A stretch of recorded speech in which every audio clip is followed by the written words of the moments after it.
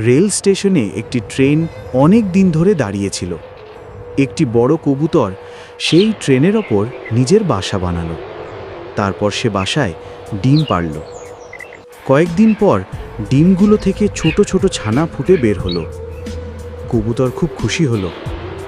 একদিন কবুতর খাবার খুঁজতে গেল। হঠাৎ ট্রেনটি ছেড়ে দিল এবং অনেক দূরে চলে গেল। কবুতর ফিরে এসে দেখে ট্রেন আর নেই।